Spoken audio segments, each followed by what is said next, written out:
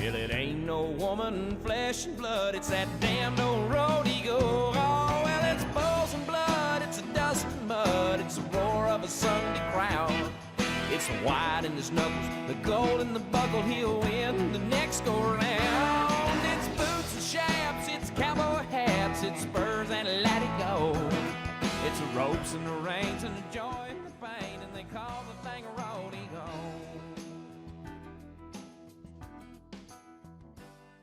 So this whole thing is a fundraiser, the whole rodeo? Yes, it is. It's all a fundraiser. We're a nonprofit organization, 501(c)(3), so we basically operate on funds which we make, and then we donate all of the profits to Childkind, Project Open Hand, and the IDP Grady Pediatrics Unit. And then we operate again on those funds. So we never have any money. It's always a revolving thing. But last year we made $22,000 from our rodeo and donated that to the 3 charities. And then throughout the rest of the year, we did about another $13,000. What are the regular rodeo events? Regular rodeo events, you have your rough stock events, you have your speed events, you have your camp events, and the camp events are fun, like goat dressing and wild drag, where a drag queen has to ride on a steer. I read about that goat dressing. That's exclusive to SEGRA, isn't it? It is. How did that get started? Well, it's exclusive to the IGRA. It's where you go and put underwear on a goat. Boxer shorts? Actually, they're brief.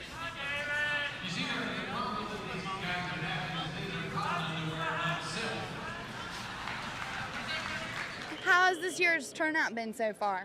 Turnout's great. I think we had about 600 people yesterday.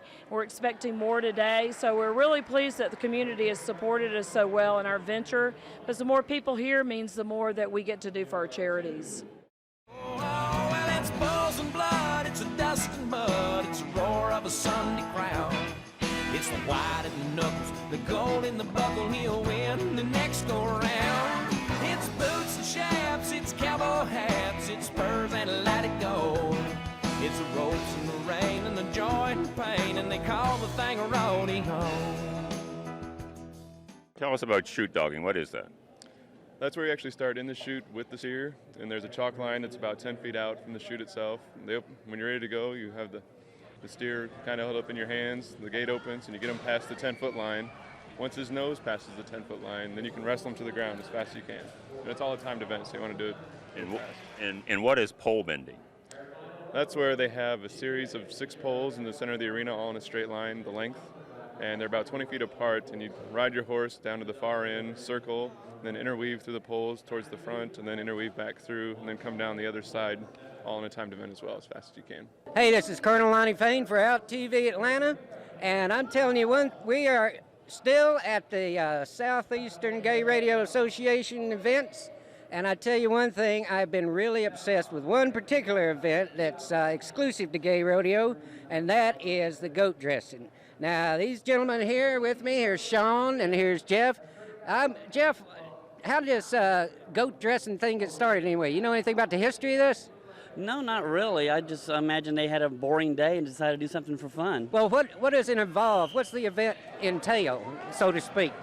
Well, it's a timed event where you have a partner, and one partner runs down, grabs the goat, and the other partner has the underwear in their hands, and they put them up, and it has to stay up over the tailbone of the goat, or you'll be disqualified.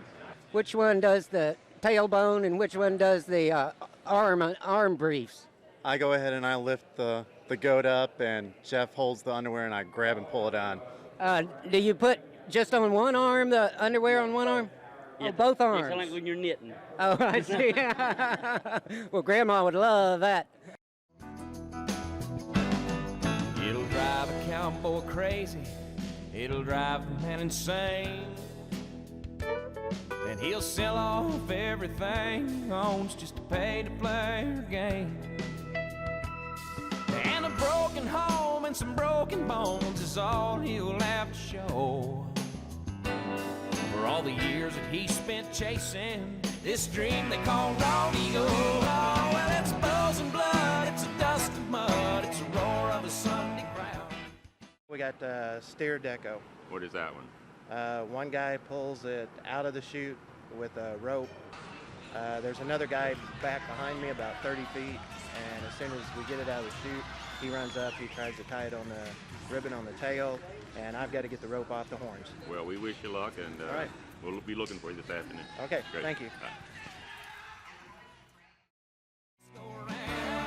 It's boots and chaps, it's cowboy hats, it's spurs and light it gold. It's ropes and the reins and the joy and the pain, and they call the thing rodeo. It's the broncs and the blood, it's the steers and the mud, and they call the thing rodeo. Wow, wow.